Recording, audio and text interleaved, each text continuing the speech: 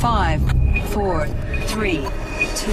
Human being to ever live was Jean Calment. She was born in 1875 and died in 1997 at the age of 122. Everyone agrees this is the longest a human being has ever existed for. Well, not everyone. Some people say there are others much older than that. Some people say there are humans who have become immortal. Some people even say that they themselves are immortal. Do you believe them? Let's find out. My name is Danny Berg, and this is the top 10 people claimed to be immortal. Starting off at number 10 now, we have Alex Chiu. He is a 46-year-old man who claims to be immortal. How has he achieved that? Through the use of his immortality rings. He invented these small magnetic rings to be worn on people's fingers and toes to ensure that people's cells always heal properly and never die. Apparently, if the cells constantly regenerate, then the person never dies. He says he has modernized ancient Chinese medicine to make immortality accessible for everyone. You can actually buy these rings on Amazon right now, although I don't recommend it.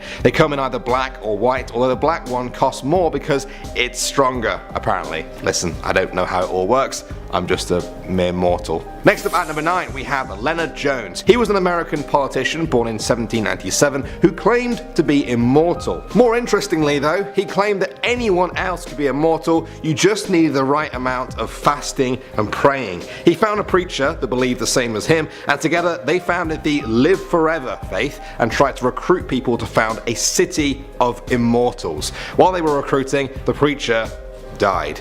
Apparently, Leonard Jones was very much embarrassed when he had to speak at the funeral of his immortal partner. He then switched to politics and tried to run for US president many times, with his main policy being, his immortality. Sadly, he lost a lot of support when he died, age 71, and people say you can't trust politicians. Alright, at number 8 now, we have the Wandering Jewish Man. In medieval Europe, there was a story of a Jewish man who was there at the crucifixion of Jesus. As he saw Jesus carrying the cross, the man taunted him and told him to hurry up. Jesus then turned to look at him and cursed him to walk the earth until he returned in the second coming. His name was Ahasuerus, and countless people said they saw him wandering the earth hundreds of years later. Sometimes he was old, sometimes young, or even changed between the two. Others say it's simply a story of symbolism for the Jewish diaspora that have moved across the earth over the past millennia. What do you guys think? Moving on to number 7 now, we have the Immortal Monk. In 1927, the leader of a group of Russian Buddhist monks gathered his followers to announce his own death. His name was Dashi Dorzo Itigelov. He predicted that Stalin, Russia's leader, would persecute them, and he warned them to flee. Then he said he would return in 75 years, and in a deep meditation, he passed away. Then, many years later, his body was exhumed. The monks were amazed to find his body perfectly preserved. His limbs were flexible and the skin was elastic. In 2002, his body was put on display in the temple. It was 75 years on, and he had apparently returned. The Buddhists believe that he remains in a deep meditative state on the edge of life and death. Next up at number 6 now, we have Nicholas Flamel. You might recognize this guy's name from Harry Potter as the immortal wizard who created the Philosopher's Stone and was a good friend of Dumbledore's. Well, that fiction is based on the real Nicholas Flamel. He was a French scribe born in 1340, and records show that he died in 1418. However, hundreds of years later, in the 1700s, stories started to emerge that he was still alive. People said he was an alchemist who had discovered the real Philosopher's Stone and achieved immortality. There are people who believe Flamel faked his own death and went into hiding to protect this powerful artifact from getting into the wrong hands, and that he's still out there today. Coming in at number 5 now, we have Merlin. Merlin was said to be the legendary wizard figure at the court of King Arthur. King Arthur himself is a figure that is steeped in both history and legend. It's often difficult to untwine the two. Merlin was said to be half human, half demon. His demonic side was where he inherited his incredible powers and abilities, but his human side put them to work for good. One of these inherited powers was immortality. Believers in his existence say that you can find sightings of Merlin throughout British history, many hundreds of years after his time with King Arthur. Others say this is just retellings of the same story. The only way to find the truth is to keep picking apart the fact from the fiction. At the number 4 spot now, we have the 3 Nephites. According to Mormons, Jesus visited what is now America after his resurrection.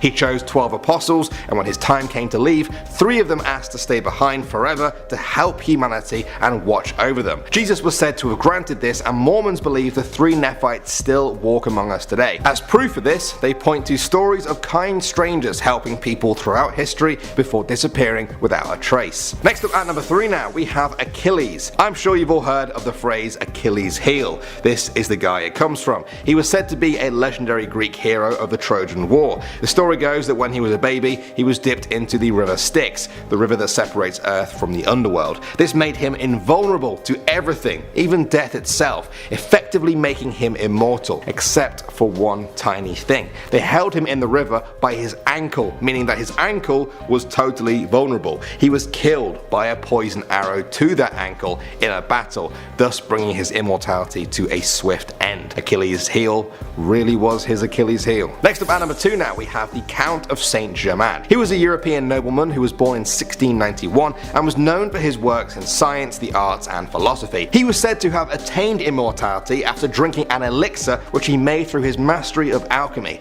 He travelled European courts where nobles were astonished to see he had not aged a single day in the 50 years since they last saw him. Many people said that he could live forever, even himself having confessed on at least one occasion to be 300 years old using the secrets of universal medicine. Records show he died in 1784 at the age of 93, but there have been countless stories of his appearance since then, even as recently as the 1970s. Alright, finally at number 1 now, we have Qin Shi Huang. He was a famous Chinese emperor whose dynasty lasted 400 years. Some of the most famous works under his rule include the Terracotta Army and parts of the Great Wall of China. He was said to be so loved by his people that they thought of him as an immortal. This was a prophecy Qin Shi was more than happy to fulfill, and he became obsessed with seeking immortality. On 2 occasions, he sent hundreds of people out into the world to find the legendary elixir of life. Both times were a failure. In the end, he died of mercury poisoning after he ate too many mercury pills